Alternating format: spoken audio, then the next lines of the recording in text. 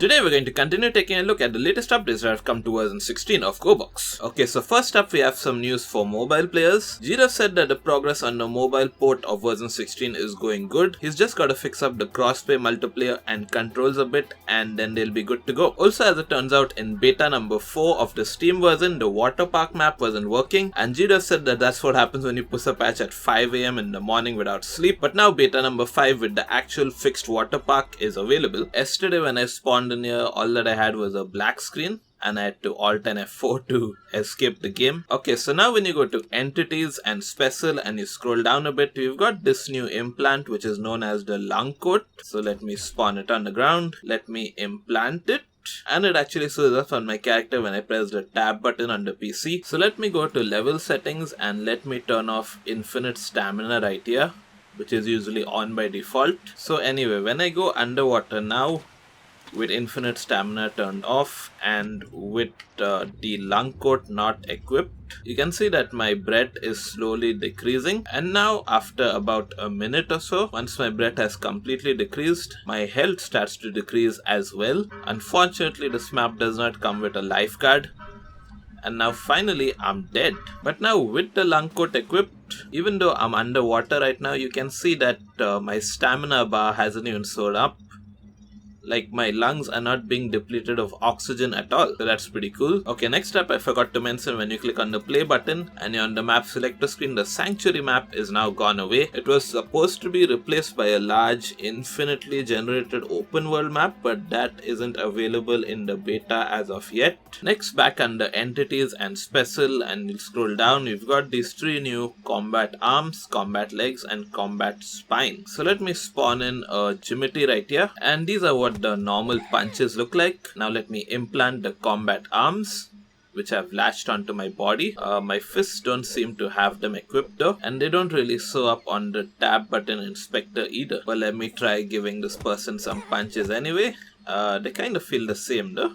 Not really sure. Even the combat legs don't show up on my legs, and the kicks feel the same as normal, I think. And with regards to the combat spine, I don't even know what that does actually, but all of the stuff looks really cool on my body. Now I ended up going to the Gorebox News Telegram channel to find out more about this, and as it turns out, all of these 3 implants will neutralize the effects of broken limbs. You'll be able to use weapons normally with broken arms, run and walk with broken legs, and most importantly, squat with a broken spine. Okay, so you're telling me if I fall from a large height, I'm not gonna break my limbs? Nope, I have actually. Okay, so I'm gonna spawn in a mutant right here. Hopefully he'll break my arm or something, and then I'll delete him after that.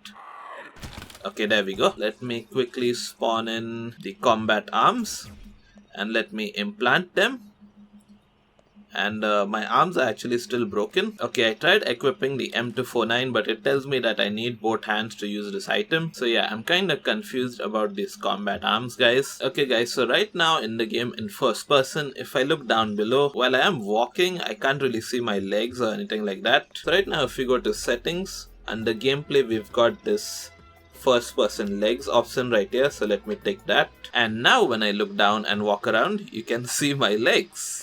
That's pretty cool. What's a bit buggy though is that when I kick right now, you can see that I have boots, but when I look down, you can see that I don't have any boots, so that's kind of weird. So right now on PC, if you wanted to take a screenshot of the game, you could go ahead and hold on to Windows and then press the print screen button. Another option would be to simply press the print screen button itself, then go to an application like Paint, select the selection tool, then right click anywhere on the canvas and press paste, and then we'd have to save this file. And since this game is on Steam, you can actually take an official Steam screenshot by pressing on the F12 button, and there you go, you can see that it's been saved. While on Steam, you can click on Gorebox right here and you can see your screenshots right here. But now the game has an official way of taking screenshots, and you can do that by pressing on the F1 button, and there we go, we've got a screenshot while hiding all of the UI of the game, so that's pretty handy. And in order to access this screenshot, this is where you'll find it. One way to do this is to simply type in app data in the search bar right here. Then when you're in that folder,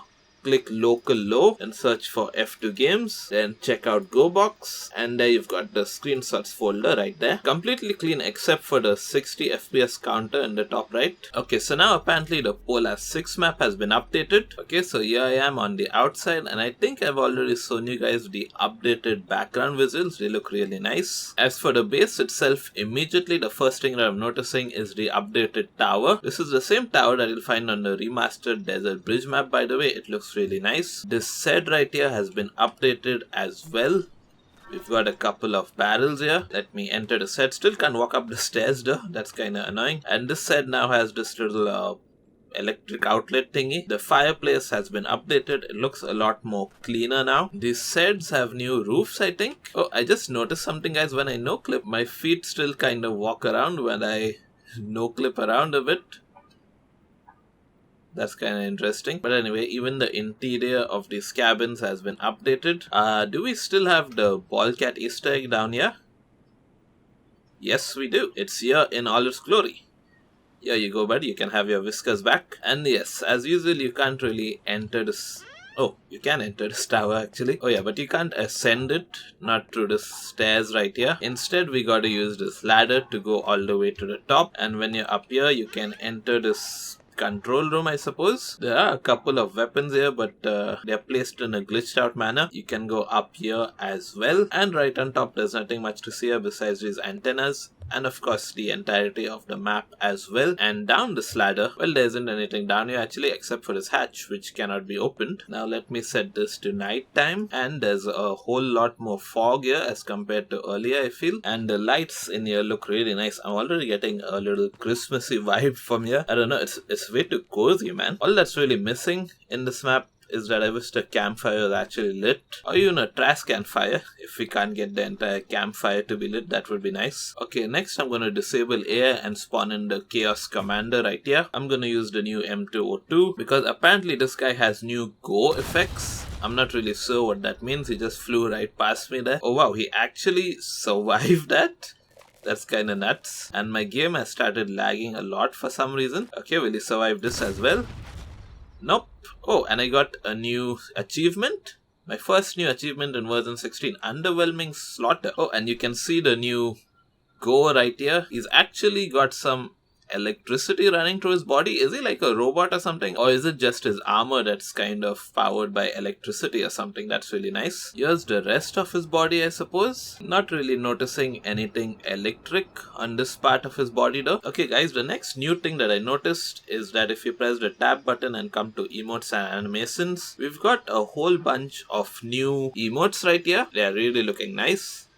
I like that. Okay, so next up we've got the plains map right here, and as you can see the walls have kind of disappeared from the map, and now if I no clip and fly around, you'll see that the walls aren't anywhere in the distance either, because now as it turns out this map is infinitely generated. So no matter how much I keep flying along the distance, just more and more planes are going to keep being generated. There's no end to this map really.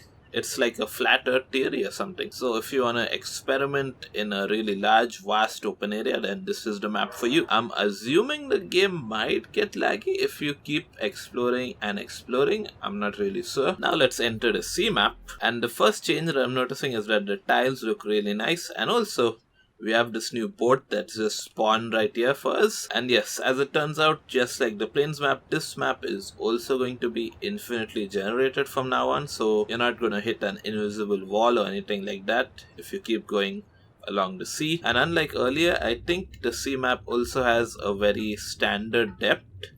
Like, it doesn't go deeper and deeper as you go towards the edge of the map, because this map doesn't even have an edge in the first place. But anyway, in the same way that you can't hit an invisible wall while traveling along the sea, if you go up high into the sky as well, you're never going to hit an invisible wall up here either. So that's really interesting. Okay guys, so a new bug that I'm noticing is that quite often when I click on reload the level on a number of maps like the WaterPark and the sea map, the game stops responding. Next I'm going to click on disable AI and I'm going to spawn in a sadder mutant right here. Let me grab my flashlight. And unfortunately, it does not seem to have any effect on the sadder mutant, but if I understand correctly, the sadder mutant's model has now been updated. He looks different from what he used to look like earlier, I think. I think Rassin Dead made this model. I really like it. Can I give bro a hat or something? Yes, we can. Okay then, click here to watch more updates that have come to version 16 of Gorebox. So that's it for this video guys. I've been Jadif, you've been my audience. Thank you for watching and goodbye.